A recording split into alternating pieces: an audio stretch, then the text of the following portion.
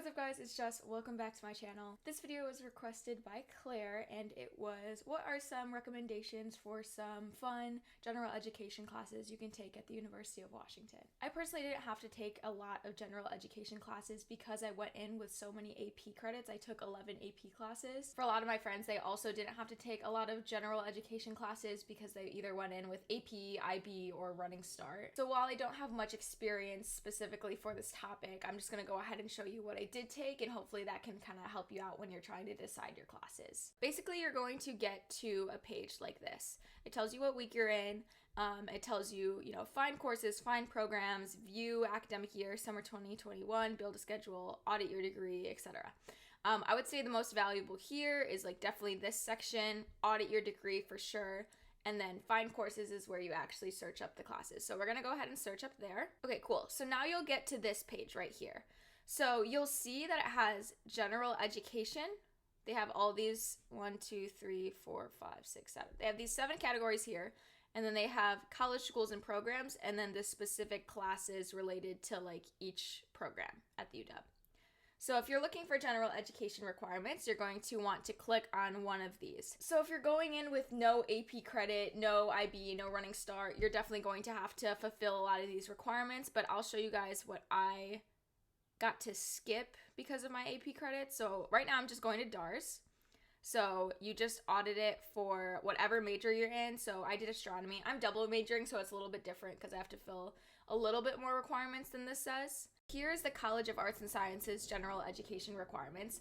I actually did have to take English composition at the UW because they don't accept AP Lang, AP Lit.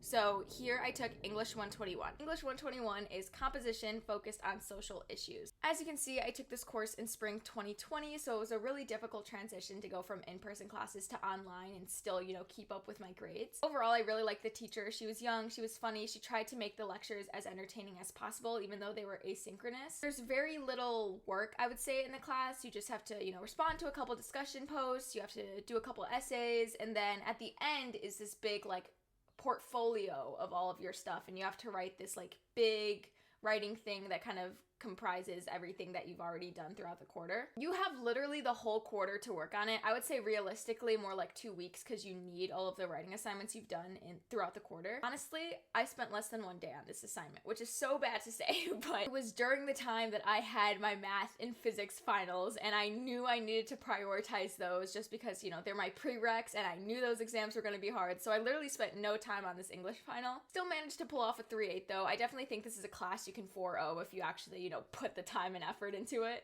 Overall, I really enjoyed this class. I personally didn't have to take any other English classes at the UW, so I don't really know how to compare it to the other ones, but overall, I really liked this one, and I would recommend someone taking it if they need to fulfill their English composition requirement. Next is foreign language, and it says 3rd year or higher in high school. I took 4 years all the way up to the AP level in high school, so I really didn't need to take another foreign language. For quantitative and symbolic reasoning, I actually already had this filled from high school as well. I took AP Computer Science A, and this kind of fulfilled the CSE 112 credit, as you can see. Next is writing, and I had to take 10 total credits of writing. I took ESS 102, which is space and space travel. Took this class for my writing credit because I figured, it's related to space. I love space travel. I think this would be really interesting. Personally, I didn't love this class as much as I thought I would. It's definitely geared towards non-STEM majors. Really, the only writing involved is the research paper at the end of the quarter. Nothing else has writing. It's a normal STEM class where you have labs and you also have weekly quizzes. In my opinion, I think this class was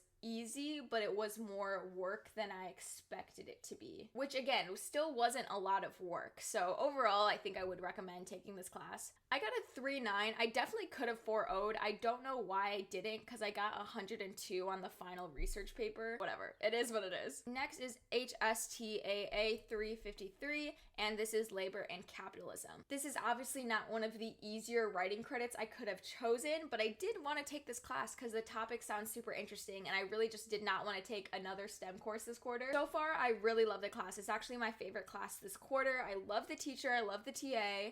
I think the material we're learning is really interesting.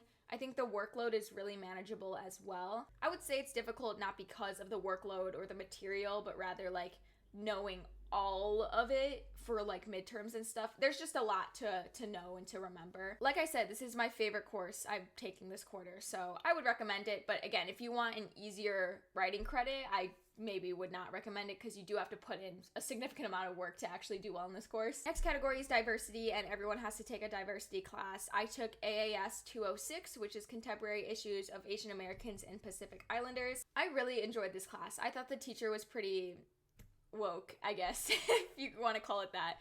She was just very intelligent, very articulate. She knew exactly what she was talking about. You know, she was Asian, so she can also speak on her own experiences, which I thought made the class, you know, really interesting. The lectures were pretty long, though. The lectures, I think, were like 2-ish hours, and they were right in the middle of the day, and that's when you're hungry, you're tired, and then you have to sit through a 2-hour lecture. Other than that, I really enjoyed the course. I thought it provided so much great information. It was really nice for me to learn more about my cultural identity. I didn't even know what a model minority was before taking this class, and that's really important to know about. So I'm really grateful for all of the knowledge that I did learn while taking this course. We also did this really fun group project where you had to do a skit in front of the whole class. I'll save that story for a different video. I've decided I'm gonna make a College Stories at the University of Washington video, so stay tuned for that. There's some pretty interesting ones in there. This class rarely had any work. You barely had assignments. All you had to do was really like go to lectures, go to quiz section, take 1 to 2 quizzes, and then do the final project, and that's about it. I got a 4.0 because I did really well on the quizzes and the final exam. However, I know a lot of people who bombed that first quiz, like literally failed. That was a good portion of the class too that failed that exam.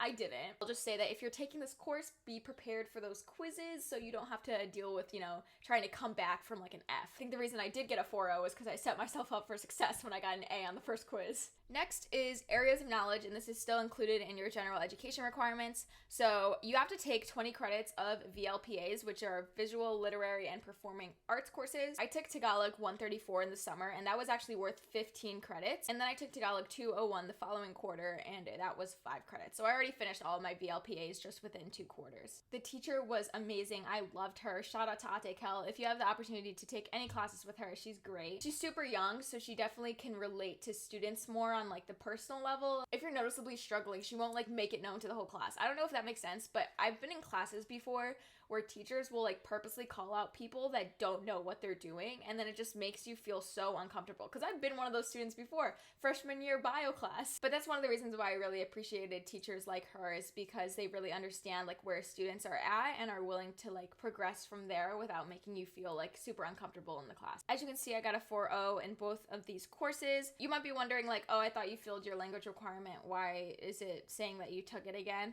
So I did fulfill my language requirement, but I was also able to take a language for my VLPA, and I decided I wanted to learn Tagalog and do that as my VLPA. Looking back, I kind of wish I took a course that was different than a language, just because I think that the UW offers so many cool VLPA classes. Next is individuals and societies. So as you can see here, I have contemporary issues of Asian Americans, Pacific Islanders also counted for this credit. But I also took global warming, which is ATMS 111. This was my favorite course I've ever taken at the University of Washington, hands down. The professor is the best I've ever had in college. His name is Dargan Frierson. Every 2 to 3 classes at the end of the lecture, he would sing a song on his guitar related to global warming. There was so much material that was so interesting to learn. You literally only had to do a homework assignment once a week. There were 2 exams and a final, and I got an A in all 3 of those. This was definitely one of the easier classes I've taken at the UW, but it was also one of the ones I've learned the most from. If you need an INS credit, definitely take this course. It was my favorite one I've ever taken at the UW. I can't recommend it enough. As you can see, the 3 classes up here that say SP19, I took those in high school. I took AP US History, AP World History, and AP Government and Politics. Last thing you have to do is Natural World, and luckily for me, a lot of the prerequisites covered these credits, so I didn't have to take like any additional stuff. I took AP Physics in high school, so I got some credits for those. I took the math series, so that's 124, 125, and 126. And then I also took the physics series, which is 121, 122, and 123. I did not do well in any of these classes. If you're not pursuing a STEM major where you need to take these specific prerequisite courses for your natural world credits, then I would recommend avoiding the math series and physics series. Like, if you don't need to take it, don't do that to yourself. It's probably going to kill your GPA. So now that we looked at the specific courses that I've taken, I'm going to go ahead and show you where you can access that in your My Plan. So like I said, Here is general education, so you pick whatever credit you want to fulfill. Let's say you want to do VLPA, because there's a lot of interesting ones there. What you can do is you can search up when it's offered, if it's in-person or remote, the level, the amount of credits, and what other credits it can fulfill. So like, let's say you wanted to be VLPA in diversity and just like kill two birds with one stone. Then you can click that and find the classes there. But let's just say we're looking at VLPA and we want to see what is offered. As you can see, there's just literally so many classes, related to the arts, related to music. Once you're officially committed to the University of Washington, you should have access to this page when you create your UW-Net ID. I really recommend prior to your A&O session that you do go through this page and kind of think about the courses you want to take for your autumn quarter. I did make a separate video explaining what courses you should take your freshman year and how to create a 4-year plan. That's all I have for you today. Hopefully you found this video helpful, Claire, and hopefully anyone who is watching it found it helpful as well. If you guys have any additional questions or video ideas, like always, feel free to leave that in the comment section down below, and I will see you guys in my next video.